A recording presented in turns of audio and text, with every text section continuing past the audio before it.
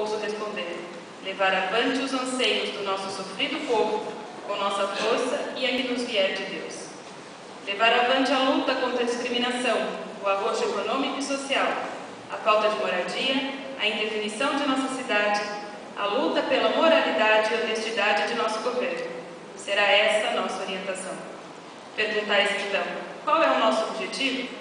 Posso responder em 2 palavras: a felicidade e a dignidade de nosso povo. Agora, senhor prefeitural, ao concluir, aceite a expressão que vem da nossa alma.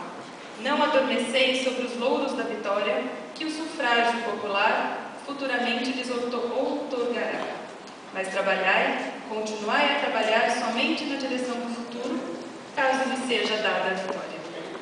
Tratai agora só de elevar-vos e engrandecer-vos mais e mais, para que assim possais melhor compreender os homens e melhor atender os seus anseios e as necessidades de nossa cidade. Em nome do Sindicato de Servidores, agradecemos a presença de todos e a presença do